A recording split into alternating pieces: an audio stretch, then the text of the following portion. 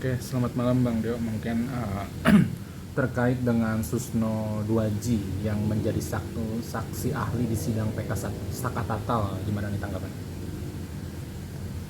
Susno Duwaji menjadi saksi ahli di sidang PK Sakatata. Udah bener itu kan, beliau dijadikan saksi ahli ya.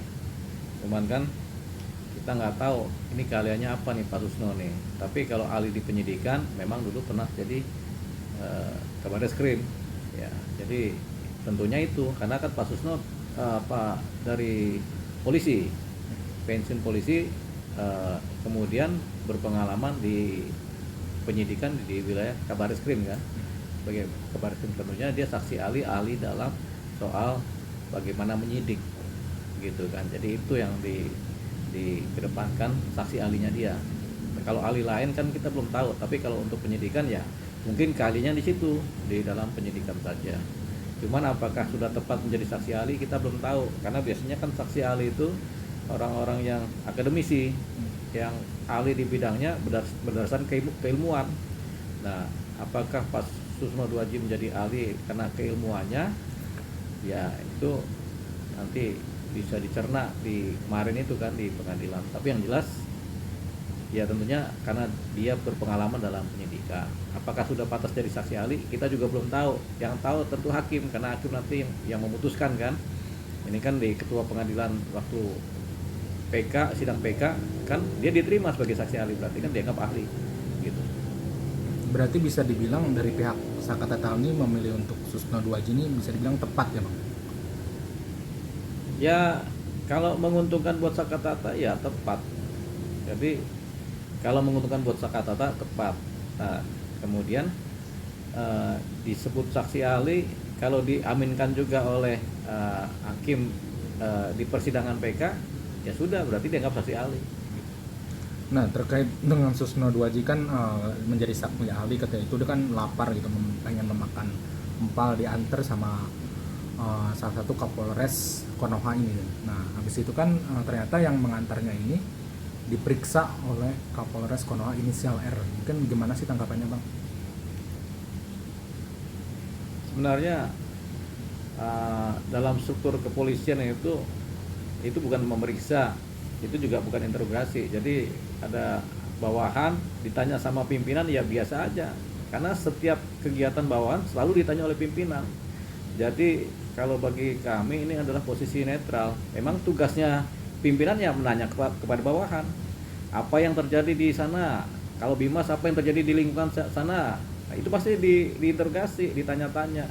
Kenapa? Karena nanti pimpinan juga akan membuat laporan kepada pimpinan yang lebih tinggi. Jadi ya mungkin bukan diperiksa.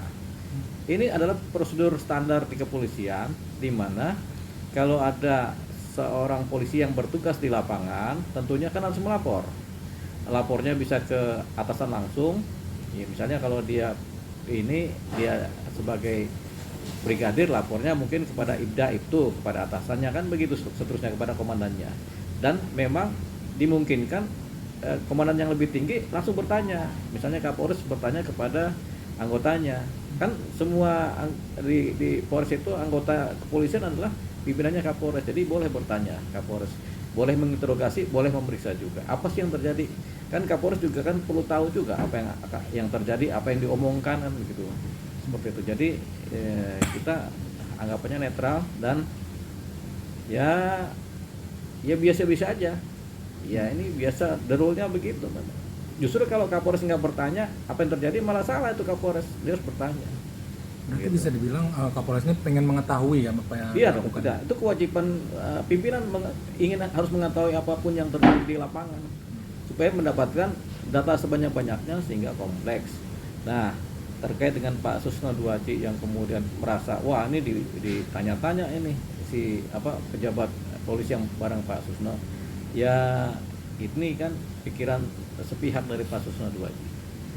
Wajar juga beliau punya sentimen, punya penilaian apakah negatif, apalagi curiga, itu wajar-wajar juga. Jadi Pak Susno Duwaji dalam hal yang wajar dia mencurigai, tapi apa yang dikerjakan Kapolres juga hal yang wajar dan kewajiban Kapolres untuk bertanya kepada bawahannya apa yang terjadi di lingkungannya.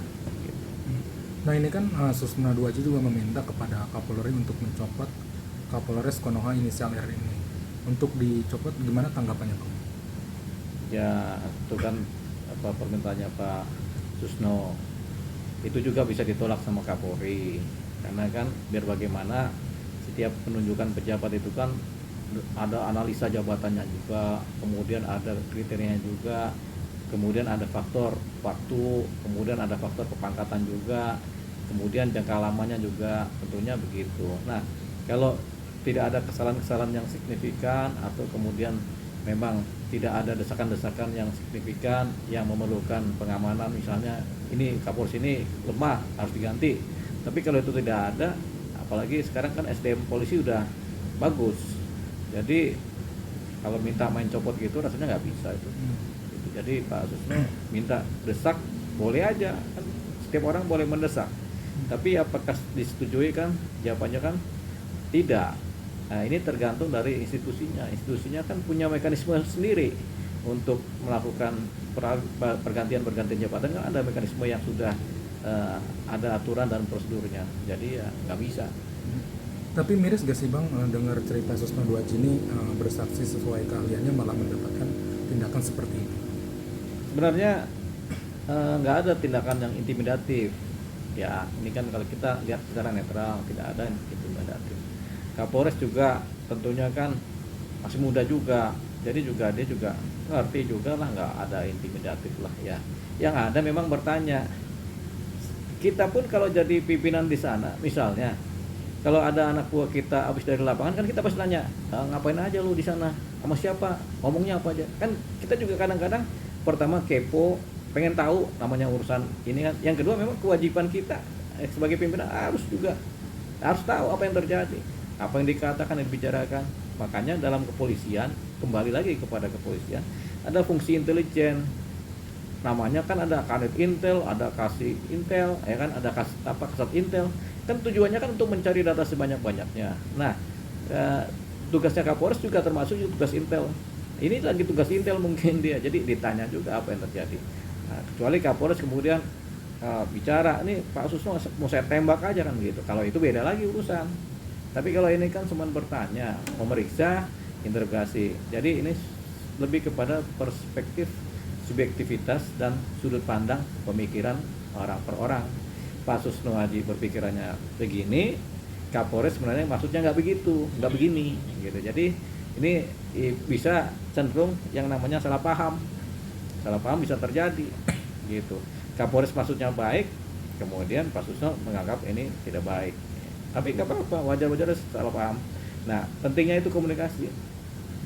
Kan Pak Susno kan pensiun dari polisi, Pak Kapolres juga masih jadi polisi. Kan kalau ketemu kan enak ngobrol sebenarnya. Ini kan karena belum ketemu aja. Tapi kalau udah ketemu Pak Susno dengan Pak Kapolres, ya pasti ngobrolnya juga enak-enak aja lah. Nah ini kan Bang yang terbaru kan terkait Sakatata II kan sudah melakukan sumpah pocong. Gimana sih Bang tanggapannya kalau terkait sumpah pocong? Sumpah pocong itu tidak dikenal dalam hukum di Indonesia. Di dalam hukum agama juga kita belum tahu apakah itu dianggap sah apa tidak. Tapi sumpah pocong itu sebenarnya adalah bagian dari penegasan setegas-tegasnya bahwasanya apa yang disampaikan adalah benar dari orang yang melaksanakan sumpah pocong. Tapi itu kan sifatnya kan adalah dogmatik iman. Apakah agama kemudian mengesahkan itu kita belum tahu ya. Tapi yang jelas itu adalah dogmatik iman dari seseorang yang ingin bersumpah sebenar-benarnya. Padahal nggak perlu sumpah seperti itu juga. Kalau udah katakan ya udah iya gitu. Kalau nggak udah bicara tidak ya udah tidak gitu. Jadi nggak usah kita lebih-lebihkan dengan sumpah-sumpah segala, juga nggak penting-penting amat begitu. Apalagi hukum Indonesia tidak mengenal yang namanya sumpah pocong. Hukum Indonesia hanya mengenal sumpah di pengadilan. Kalau sudah masuk pengadilan menjadi saksi harus disumpah. Kenapa? Karena pengadilan itu sifatnya formal dan berdasarkan kepada ketuhanan dan kemudian diatur oleh undang-undang. Nah, sumpah pocong tidak diatur oleh undang-undang dan bahkan tidak dikenal oleh undang-undang kita. Jadi nggak berlaku sama sekali. Sumpah pocong itu nggak dianggap oleh pengadilan. Justru kalau pengadilan menganggap ini sebagai bagian dari bagian dari di dalam konteks kesaksian di persidangan, ya dianggap ngawur. gitu. Jadi nggak akan berpengaruh, nggak akan dipakai. Yang dipakai adalah kesaksian-kesaksian yang ada dalam persidangan yang disumpah. Kan ada sidang PK. Sidang PK dilakukan di pengadilan negeri yang dilakukan oleh ketua pengadilan. Di situ udah pasti ada sumpahnya. Itu yang berlaku. Apa yang dikatakan dalam persidangan itulah yang dipakai nanti. Maju tidak, kalau dianggap langkah maju namanya malu-maluin, karena pengacara sebenarnya nggak boleh juga tuh bikin-bikin yang begini yang di luar hukum gitu. Kalau langkah mundur kita tidak tahu, kalau tidak melangkah juga mungkin memang karena nggak punya nilai berarti dianggap tidak ada langkah, tidak ada langkah mundur, tidak ada langkah maju, nggak bisa dipakai. Tapi untuk sebagian besar orang Indonesia yang masih menganut adat dan agama yang kuat, yang sifatnya kultur ya di wilayah-wilayah itu, ada keyakinan bahwasanya ini dipakai sebagai sumpah pocong. Nah, kalau hukum kita masih pakai hukum adat, kemudian yang bisa membuka selebar-lebarnya material-material yang ada di luar persidangan dianggap sebagai suatu posisi yang bisa dipakai di sidang, yaitu bisa. Tapi kan tidak sekarang ini. Sekarang ini hukum Indonesia sudah sama, semuanya sama. Dari Sabang sampai Merauke itu hukumnya sama, undang-undangnya sama, sehingga tidak ada lagi yang namanya hukum-hukum adat di luar atau kebiasaan-kebiasaan adat di luar hukum ini yang dipakai menjadi penggunaan penegakan hukum di Indonesia. Tapi terkait itu Rudiana juga kan nggak datang nih bang di sumpah pocong itu, gimana sih bang tanggapan? Kak Ibtu Rudiana tidak datang dalam ajakan sumpah pocong. Udah benar dia itu. Kalau dia datang ke sumpah pocong malah ini rasanya udah nggak usah jadi polisi dia. Udah kalau dia datang sumpah pocong, datang ke ke sumpah itu, ya harus dipertanyakan kepolisiannya dia. Bisa-bisa dia kena pecat sama Kapolri, sama institusi. Kenapa? Ya yang begitu dijalanin sama dia. Dia kan penegak hukum. Dia harus mengikuti hukum positif yang berlaku di Indonesia. Dan ketika dia tidak hadir, udah benar langkah dia, bahwasanya dia adalah penegak hukum juga, gitu. Nah ini bang, yang terbaru juga kan terkait terungkapnya ekstraksi SMS Pina di malam kejadian. Ternyata dia masih berkomunikasi pukul 22.14. Nah itu gimana sih bang tanggapannya? Ini kan ada komunikasi chatting Sama temannya yang bernama Mega gitu bang. Nah sebelum kejadian kan, sepanjang sebelum kejadian berarti komunikasi ini kan dalam konteks yang wajar, tidak ada ketakutan, tidak ada tekanan. Nah yang dipersangkakan terdahulu kan adanya perkosaan, adanya kejadian di sebelumnya yang kemudian menimbulkan ketakutan. Nah kalau ekstraksi dari chatting ini dibuka dan hasilnya memang netral, berarti kan tidak ada kekejaman sebelum kejadian. Berarti ini menjadi salah satu pembuktian bahwasanya ketika ada chatting yang netral, ada komunikasi yang wajar, berarti dia tidak di dalam tekanan sebelum kejadian waktu di TKP kan. Berarti ini bisa dipakai untuk penguat bahwasanya mungkin saja kejadiannya bukan adanya perundungan, pengancaman, adanya bullying, adanya pengeroyokan, mungkin saja nggak begitu kejadiannya. Kenapa? Karena 1 jam atau 2 jam sebelum kejadian kan dia masih komunikasi netral, tidak ada teriakan minta tolong di situ kan. Kalau chatting itu benar, bahwasanya kondisinya adalah komunikasi yang wajar, tidak ada ketakutan, kekhawatiran, ini kan bisa menjadi indikator bahwasanya tidak ada kejadian yang diperkirakan atau dipersangkakan terjadi di waktu sebelum kejadian di TKP tersebut. Jadi memang bisa jadi ini mengarah kemungkinan kecelakaan. Dari posisi cerita ekstraksi chatting yang dibuka. Berarti abang lebih percaya kecelakaan berarti, atau bisa dibilang gitu, atau pembunuhan bang? Iya, ini kan baru bicara bisa jadi. Bisa jadi kan kemungkinannya 10, 20, 30% ya. Jadi dasarnya itu. Nah, cuman ini kan harus dibuktikan lebih valid lagi.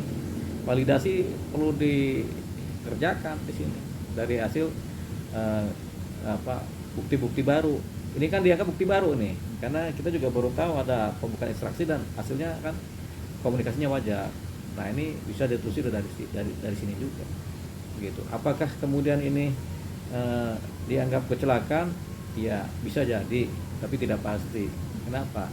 Satu, bukti ini kan belum menunjukkan keadaan, jadi harus dikombinasi dengan bukti lain. Tapi kata Rasman juga bilang, kata sumpah pocong ini nggak bisa membuktikan Sakatata bersalah atau enggak. Iya, udah benar kalau itu Pak Rasman tuh benar ngomong begitu. Memang sumpah pocong tidak akan membuktikan apapun juga selain memberikan keyakinan kepada masyarakat di luar hukum bahwasanya omongannya benar. Tetapi sebenarnya nggak perlu sumpah pocong pun, kalau dia ngomong ya adalah ya, tidak adalah tidak, ya sudah itu diyakini juga sebagai masyarakat kan. Cuman karena dia khawatir masyarakat nggak percaya, disumpah pocong aja. Gitu. Jadi itu yang kemudian berada dalam arena di luar hukum. Tentunya karena Pak Rasman dia merasa pengacara, penegak hukum juga, dia bilang ini nggak sesuai nih sama hukum. Ya benar kan. Nah ini kan yang terbaru Saka Tatal diperiksa di Barreskrim Polri terkait dugaan kesaksian palsu Aep dan Dede. Gimana Bang tanggapannya? Saka Tata diperiksa di Mabes Polri terkait Adanya dari kesaksian palsu Aep dan Dede. ya waktu Aep dan Dede memberikan kesaksian waktu persidangan di masa lalu. Iya. Saka Tata menyatakan bahwasanya itu adalah palsu. Dan dia juga kan merasa Dan tidak Dede bersalah. juga menyatakan juga yang dulu juga palsu. Berarti kan sudah ada dua saksi. Pertama Saka Tata menyatakan kesaksian di persidangan di masa lalu adalah palsu. Yang kedua Dede menyangkal kesaksian terdahulu adalah palsu.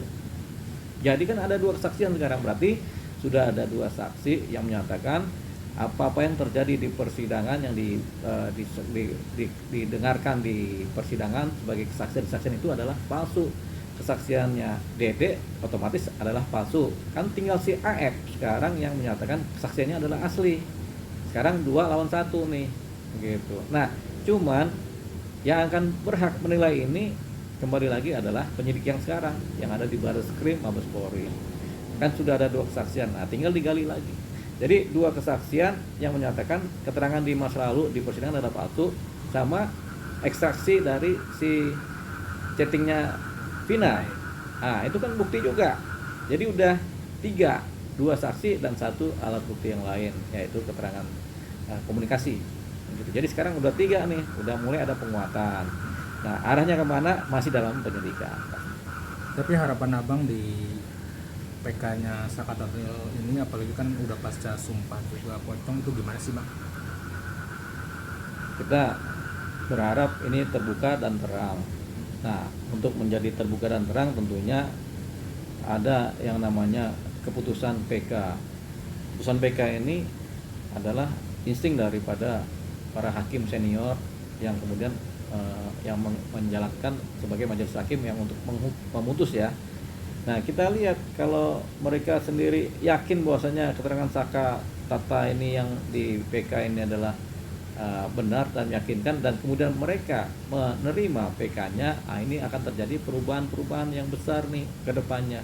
Ditambah pemeriksaan di penyidikan, ditambah ininya diterima oleh PK-nya diterima Saka Tata, ya ini menjadi pendobrak untuk membuka kasus ini semakin terang. Tapi kalau kemudian PK-nya tidak diterima, ini bukan berarti kemudian perkara ini mati. Bukan. Kenapa? Karena kan kita lihat juga ini harus dipertanggungjawabkan nih. 8 orang yang masih terpidana, benar gak ini mereka melakukan apa tidak? Jadi mereka pun masih punya hak untuk melakukan PK. Kalau PK-nya Saka Tata tidak terima, mereka masih punya hak. Ditambah lagi kan ada di penyidikan yang baru beberapa keterangan-keterangan baru. Nah, ini bisa dipakai nanti. Bisa diperhatikan ini. Apakah dan bagaimanakah arah dari penyidikan? Karena sudah ada penguatan-penguatan gitu. Oke Bang.